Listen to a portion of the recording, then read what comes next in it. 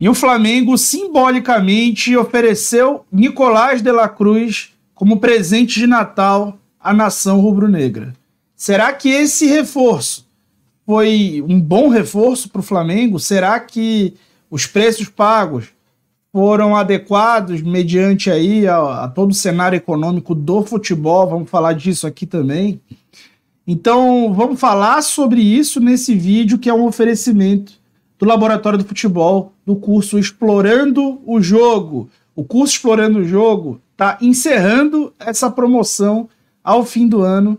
Esse possivelmente é o último vídeo com esse anúncio, com esses valores. Então aproveita essa promoção, R$15 por mês ou R$149 de uma única vez. Você aprende uma profissão, começa a aprender uma profissão para trabalhar em variadas áreas que desejar dentro ou fora do futebol. Então aproveita, clica no link na descrição do vídeo, no comentário fixado. E por aqui vamos falar sobre tática sem tatiquez.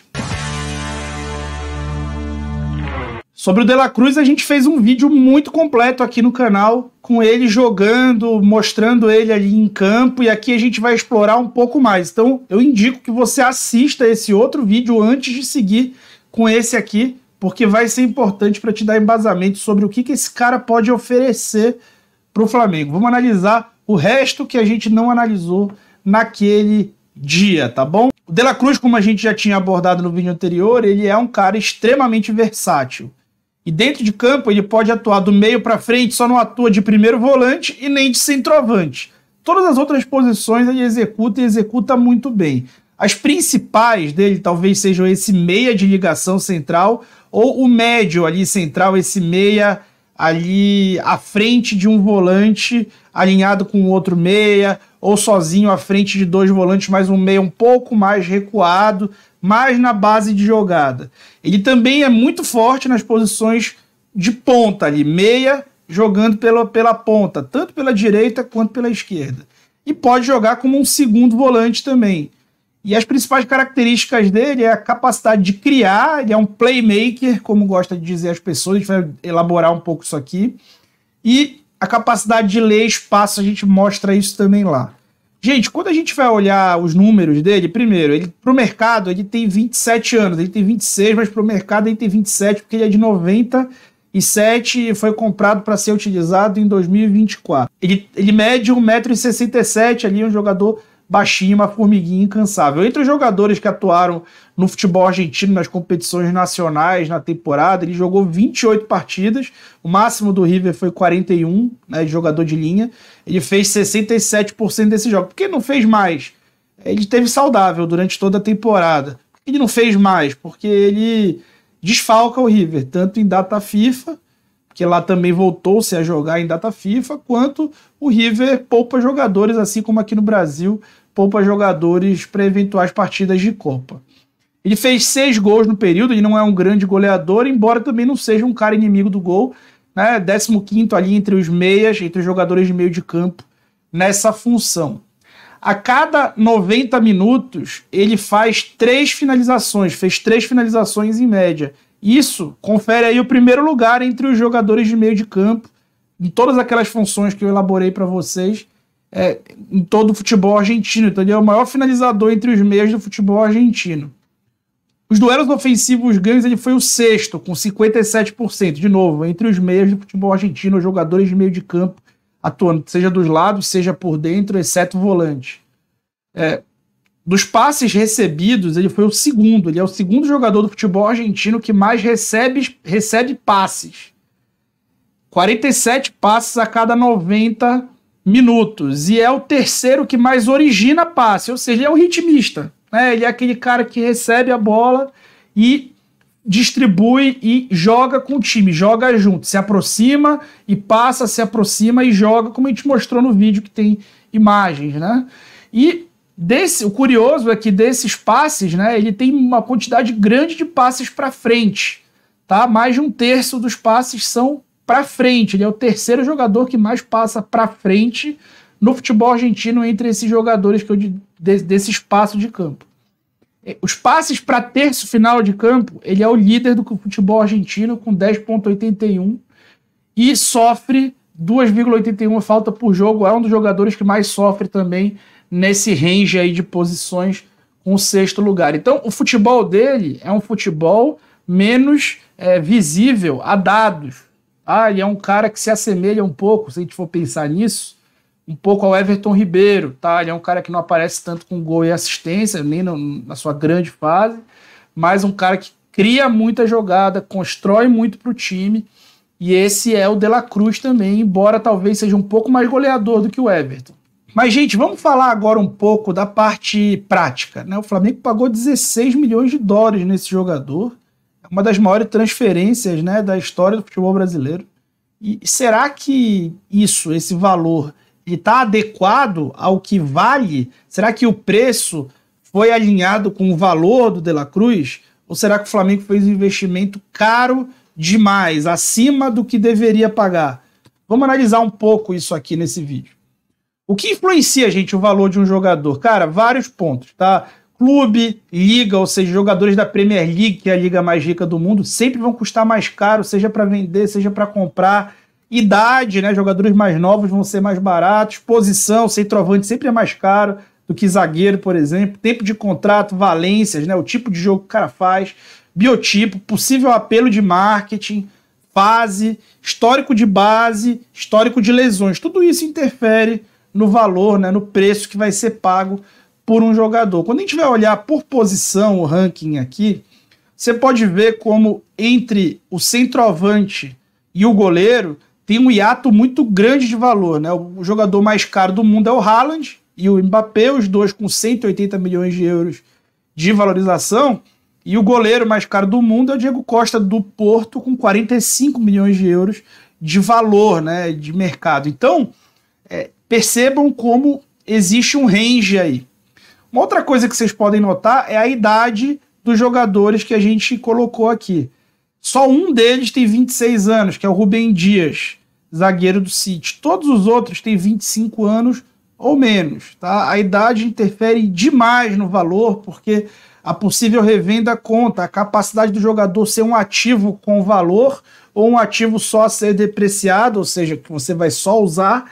Isso conta na hora de fazer uma compra ou de fazer uma venda no mercado europeu, tá?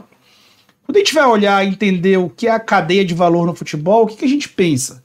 O produto do jogo de futebol é o jogo, né? É a partida. Então o produto do futebol é o jogo rolando.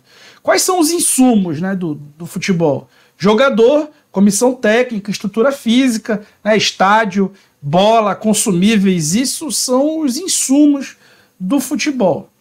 Quando a gente vai entender, dentre todos esses insumos, qual é o insumo mais caro?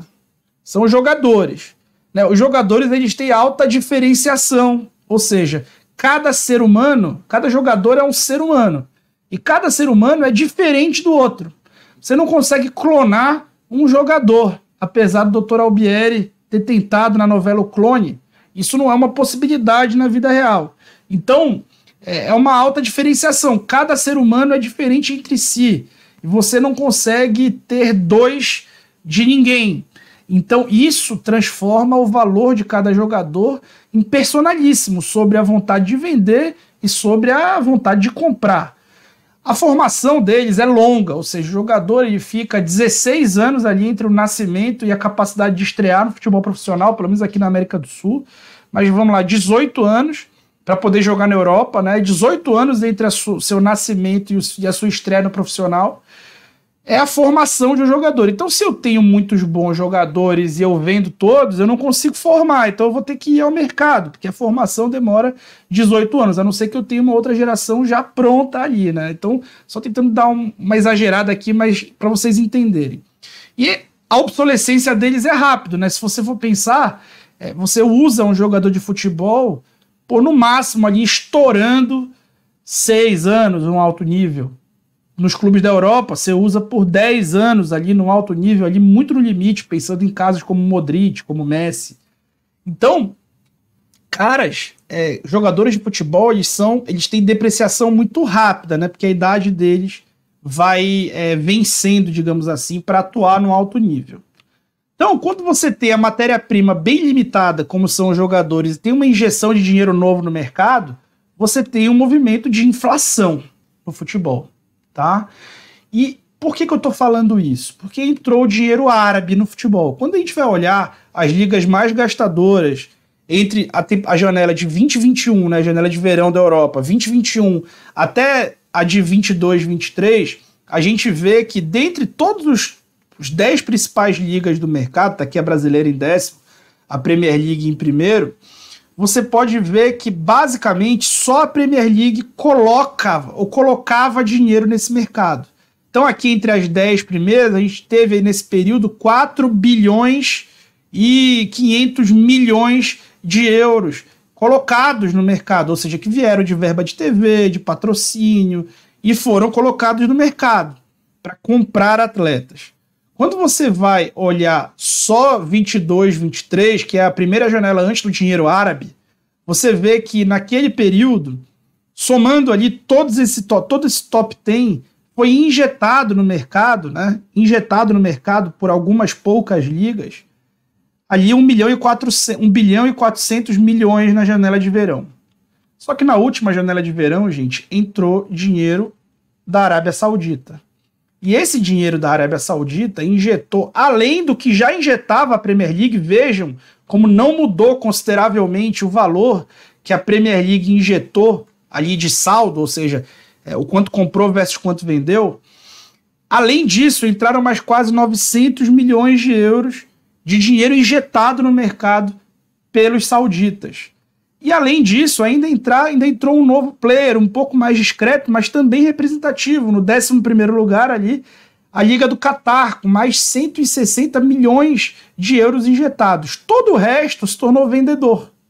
Tá? Até mesmo a Bundesliga, que também já é normalmente vendedora, mas a Championship, que normalmente também injeta dinheiro, que é a segunda divisão inglesa, se tornou também vendedora, muito para repor aqueles caras que saíram até da própria Premier League ou de outras ligas do continente europeu. Então entendam que entrou no mercado quase o dobro, vamos lá, 70% a mais de dinheiro em compra de jogadores entrou no mercado na última janela de verão.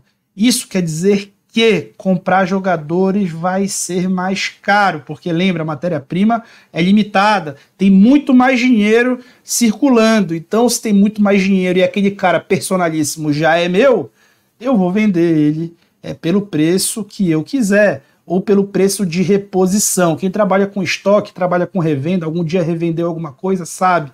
A pessoa que tem a posse de um ativo, de um produto, de um bem ou de serviço, ela entende que a formação do preço também deve considerar a reposição do item. Por exemplo, se você compra uma ferramenta, se você vende um alicate por 2, mas você recebeu um aumento da fábrica de 100%, você vai mudar o preço da sua venda agora, porque você sabe que vai ter que comprar outro alicate para vender no futuro. Tá? Então, exagerando, é mais ou menos isso. Tem inflação nesse jogo. Mas vamos falar um pouco aqui de meio-campistas mais caros da história. Entre os meio-campistas mais caros da história, você pode ver que nenhum deles tinha a idade do De La Cruz. Sim, o De La Cruz ele não tinha mais mercado na Europa, pelo menos nessa prateleira A. E talvez ele seja caro demais para a prateleira B. Então, entre as grandes transferências, nenhum deles tinha a idade do De La Cruz quando se transferiu. Quando a gente vai olhar os meias mais caros da história do futebol brasileiro, ele também é o mais velho, né? Também com 26 para 27 anos. Ele é o mais velho, terceiro já desse ranking. O Flamengo lidera ali o top 4, né? Os 4 primeiros meias mais caros do futebol brasileiro vieram para o Flamengo e pertencem a esse elenco, sendo que o Gerson é um só e está 2 vezes aqui nesse ranking, né? Que foi comprado, foi recomprado, é o jogador mais caro nessa posição, comprado junto com a Arrascaeta. O De La Cruz foi quase o mesmo preço. Tá aqui colocando em euro, o Transfer Market converteu o valor dessa transferência. Entendo, eu não estou pegando o valor de mercado do De La Cruz para ver se ele foi uma boa compra. Eu estou analisando as compras no período, o movimento inflacionário do mercado e tendo um debate de maior profundidade com vocês aqui, ou levantando uma discussão de maior profundidade aqui com vocês. Então, dentre as principais compras aí nessa posição, o De La Cruz foi a terceira, e nessa idade só o Alan, né, recentemente comprado, mas já num patamar financeiro bem abaixo do que o próprio De La Cruz. As vendas mais caras da história do River, a gente vai ver que o De La Cruz é a 11ª venda mais cara da história do River, né, o que é representativo.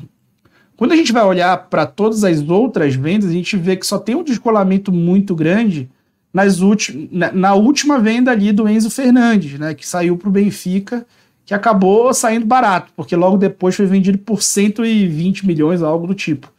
Mas, antes disso, a única venda muito acima do valor que o De La Cruz foi vendido para o Flamengo foi a do Saviola para o Barcelona. O Saviola, na época, era um potencial, digamos, Messi, né, e acabou não se confirmando. Então, é uma das maiores transferências da história do River Plate. E, de novo, dentre os transferidos, De La Cruz é o mais velho, tá? Com 26 anos. Quando a gente vai olhar as últimas grandes vendas da posição no futebol mundial, na última janela, a gente tem o Jude Bellingham, né? Acho que é o atual melhor jogador do mundo, não tem nem muito debate sobre isso. 103 milhões, né, de euros do Dortmund para o Real. O Kai Havertz, que foi dentro da Premier League, ou seja, sai de um rival, arquirrival Chelsea, para o outro arquirrival Arsenal por 75 milhões. E o húngaro Szoboszlai, que tem 23 e não 28 anos, tá? Ato falho aí, 70 milhões. Então entendam como esses caras mais valorizados, eles já estão numa outra idade. O De La Cruz não tinha mais mercado na Europa, tá? Então, além da Europa, quem é que ia pagar isso nele? Não sei, talvez ninguém. Quando a gente vai olhar vendas de jogadores nascidos em 1997, nessa última janela, a gente pode ter uma ideia de como o mercado está tratando, no geral, no mundo inteiro, esses jogadores com essa idade, tá? Então a gente tem, envolvendo Premier League, o top 5. Né? Então, o Nkunku, o Rubem Neves saindo para o Al Hilal, dinheiro árabe, né?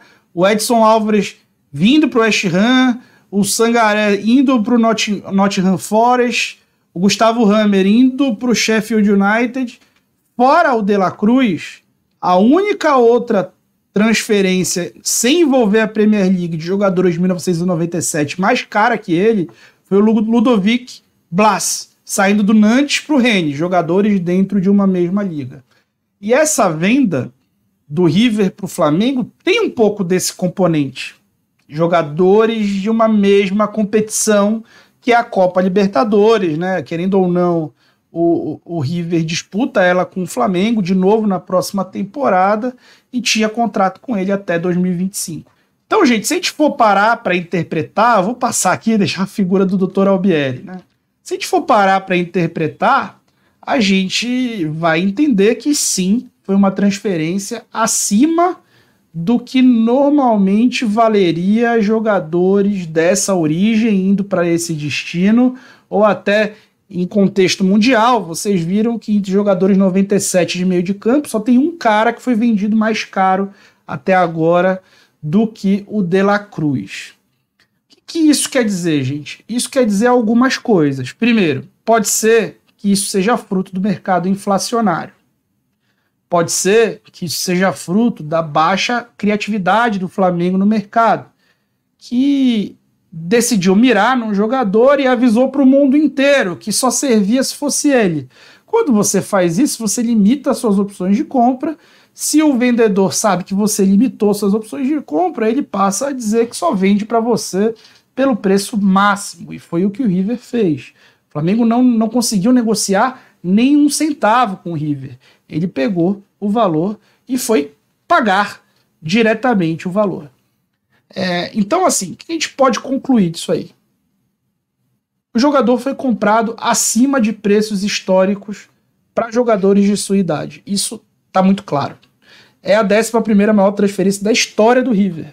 Tá? E olhando transferências recentes ali, tem 2 ou 3 maiores que a dele só. Nas últimas 3, 4 temporadas, ele vendeu jogadores mais ou menos pelo preço dele, inclusive o Julian Álvares, que foi para o Manchester City. Então, para jogadores dessa idade, sim, ele saiu bem caro. Isso pode ser culpa do Flamengo, eu até acho que é culpa do Flamengo. Uma parte dessa culpa por conta dessa falta de criatividade no mercado. Isso também pode ser culpa do mercado, a gente tem que ser justo e abrimos o vídeo falando sobre o movimento inflacionário no mercado. E também tem a situação que também é ilustrada pela imagem do Dr. Albieri. O jogador de futebol é um bem único e transferível. Você só pode transferir ele se você quiser ou se o adversário decidir que mesmo contra a sua vontade ele vai levar pelo preço da tabela FIPE, digamos assim. Então, se você faz isso, você também tem uma pressão do outro lado de um grande concorrente que não queria deixar o jogador dentro da América do Sul. Então, assim, a gente vai saber dentro de campo da parte do De La Cruz se esse investimento vai dar o retorno, que, por exemplo, deu o retorno do Arrascaeta, deu o retorno do Gerson, entre outros jogadores. Eu acredito que sim, porque ele é um jogador realmente muito bom, de muita qualidade, o melhor jogador do futebol argentino ali, talvez junto com o Enzo Pérez, que não tinha mais valor de venda, né, por ser já veterano. É um dos maiores jogadores do futebol argentino, e esse cara tá vindo pro Flamengo. Então você impactar o mercado dessa forma também custa mais caro, e o Flamengo pagou mais caro. Sempre é bom deixar muito bem dito, tá bom? Então é isso, gente. Muito obrigado. Deixa o like aí, se inscrevam no canal. Gente, possivelmente esse aqui é o último vídeo do ano. Então desejo a todos vocês que me acompanharam ao longo do ano um feliz ano novo. Maravilhosos momentos de vocês em família ou na festa, né? Réveillon também tem muita festa. E ano que vem vamos voltar aqui sempre com o nosso papo aqui um pouquinho mais racional, um pouquinho menos torcedor e muito mais analítico, tá bom? Muito obrigado e eu fui.